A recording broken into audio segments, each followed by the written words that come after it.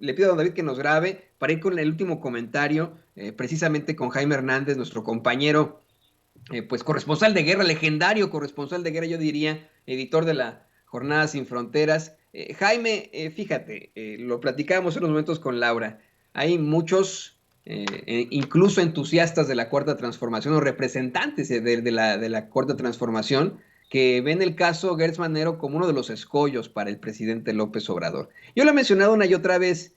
Me da la impresión, tú nos puedes hablar de esto de manera fantástica porque estás muy enterado de lo que se trata en otros medios de comunicación al ser un gran editor, pero yo me he dado cuenta que hay ciertos temas que no son ni siquiera consagrados o contenidos en los medios de comunicación tradicionales, temas con los que podrían atacar al presidente López Obrador, como, no sé, ¿no? Los nombramientos precisamente de exgobernadores priistas para puestos diplomáticos en una serie de países, la situación de Cienfuegos, que muy por encimita lo trataron en los medios de comunicación tradicionales, pero más bien se quedaron callados. Y ahora, o una de tantas veces, pues esta situación que ocurre con Alejandro Gertz Manero, a pesar de pues una serie de irregularidades en la Fiscalía General de la República en cuanto a la imparcialidad de las investigaciones, estas exhibidas con esa pues investigación sobre la cuñada del fiscal general y ahora en este conflicto más que evidente entre fuerzas políticas, más que jurídicas, al hablar, ¿no? Del enfrentamiento que existe entre Alejandro Gertz Manero, Olga Sánchez Cordero y el exconsejero jurídico de la presidencia, Julio Scherer.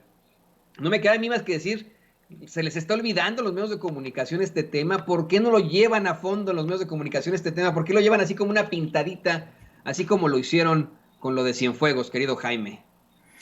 Porque yo creo que el aparato judicial se ha convertido, fíjate que yo coincido mucho con el análisis que ha hecho Laura Ceballos, en el sentido de que el Poder Judicial se ha convertido en la última gran asignatura pendiente del presidente. El presidente ha reconocido que el Poder Judicial es un enjambre de intereses.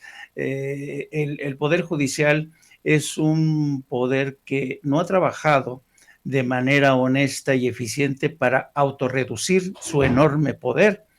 Y además hay que tener en cuenta una cosa. En la larga tradición de la relación del Poder Judicial y los medios de comunicación, Antonio, siempre ha habido mucha componenda, siempre ha habido mucho compadrazgo, siempre ha habido la cultura de las filtraciones con periodistas. Yo te filtro información, pero por favor, trátame bien. Esa relación le ha hecho bastante daño, porque los medios de comunicación, si te fijas, como tú bien dices, son bastante remisos a la hora de hablar de los muchos problemas que hay en el seno del aparato judicial. Ahora mismo estamos en medio de una guerra encarnizada, una guerra total en el seno del aparato judicial, y mire el tratamiento que se le da.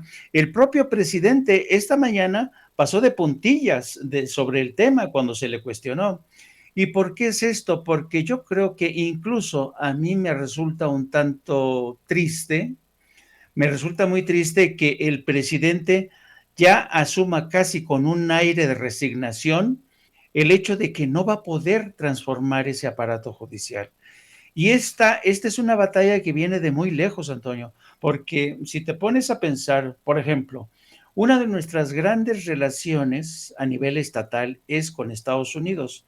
Tú sabes que desde siempre Estados Unidos y México han trabajado, sobre todo Estados Unidos ha presionado a México por una reforma de su aparato judicial que tiene muchísimos vicios, que es un sistema judicial ya demasiado anquilosado, demasiado tendiente al compadrazgo, a la corrupción, a todo esto. No estoy diciendo aquí que la justicia en Estados Unidos sea perfecta, ni mucho menos, ¿eh? Hoy nos enteramos a través de las páginas del Washington Post que la esposa de uno de los miembros de la Suprema Corte, Ginny Thomas, ha estado presionando y presionó durante las elecciones pasadas en Estados Unidos para que muchos legisladores subvirtieran el resultado en estados como Arizona para darle el triunfo a Donald Trump. Es decir, la justicia en Estados Unidos no es perfecta tampoco, pero lo que sí es muy cierto es que en México estamos hablando entre un sistema judicial donde hay de todo menos rendición de cuentas, el nivel de, por ejemplo, cuántos casos hay en las cárceles donde todavía no se dictamina un fallo judicial definitivo. ¿Cuántas veces hemos visto casos de rufianes, malandros, narcotraficantes, que gracias a un juez salen bajo fianza? Y como hemos visto, yo me quedé con los ojos de plato cuando el juez le dio marcha atrás a esta decisión que venía desde la fiscalía. Y dice, bueno, ¿qué está pasando aquí? ¿Dónde está el aparato judicial?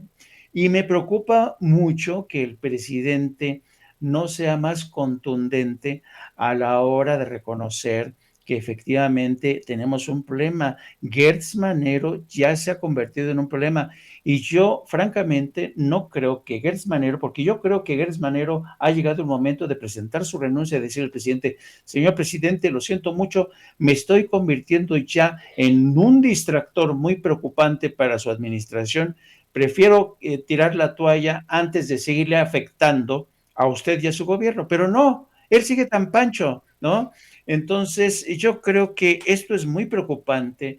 Yo creo que es la parte en la que vamos, la 4T nos va a quedar a deber muchísimo, porque yo no conozco un poder tan judicial, tan omnipresente, tan poderoso, mira, por ejemplo, yo siempre pongo el ejemplo de, tú sabes que el aparato judicial en México, la Suprema Corte de Justicia, tiene un canal propio de televisión.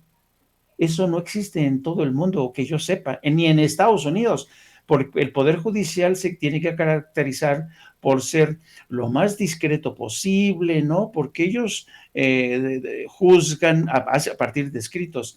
En Estados Unidos no hay un canal de la Suprema Corte, imagínate, ¿no? Entonces eso te habla de los poderes extraconstitucionales que tiene en México el Poder Judicial, y por eso te habla también de la enorme dificultad que implica para un presidente en turno avanzar en la reducción de un poder que se ha acumulado gracias a las componendas de que le garantizaron al PRI, al PAN. ¿Cuántos magistrados? Eduardo Medina Mora, que era un consentido de Enrique Peña Nieto, a quien muchos aseguran le cubrió muchas cosas.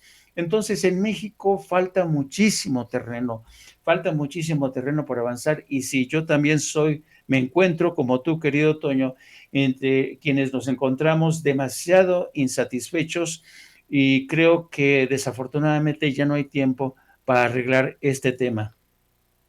Fíjate que hablando con muchos abogados, especialistas, constitucionalistas, muchos me dicen, no, espérate, vas a ver que en algunos años estas investigaciones que se plantearon durante el sexenio van a tener pues algún buen fin, pero simple y sencillamente no pueden llegar a buen término de la noche a la mañana. Y a mí me parece que es muchísimo tiempo, Jaime, ¿no? Y que igualmente, pues hasta que no veamos otro fiscal general en esa procuraduría, veremos no solamente justicia, sino que se acabarán esos tapados de los que hablaba, por ejemplo, Anabel Hernández en tantas ediciones aquí en Sin Censura, tapados y personajes ahí en esa fiscalía. Mientras tanto, ¿qué te parece que nos compartes tus redes sociales y tu canal para que la gente se dé una vueltecilla por ahí, te vean en tus programas? Son muy, muy buenos, muy interesantes siempre.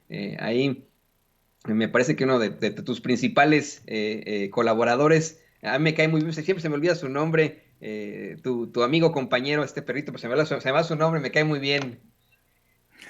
Gracias, querido Antonio. Pues sí, yo les pido que se sumen a nuestro canal No Apto para Cínicos. Transmitimos todos los días a partir de las 14 horas, y ya saben, busquen No Apto para Cínicos en YouTube. denle a la campanita para que les avise cuando iniciamos transmisión, y también les pido que nos sigan a través de nuestras redes sociales, a través de mi cuenta @Jaime Journo, y también a través de la sección de La Jornada Sin Fronteras del gran periódico La Jornada, donde todos los días le seguimos la pista a este fenómeno de la migración, de los desplazados de guerra que han llegado para quedarse. Muchísimas gracias, Antonio. Abrazos a todos ahí en Sin Censura, nuestra querida Cecia, nuestro querido Vicente, y a ti, por supuesto. Muchísimas gracias a ti, Jaime, más que en comunicación. Y bueno, como siempre, toda nuestra admiración por ti. Hasta la próxima. Y Hasta bueno, luego. permítanos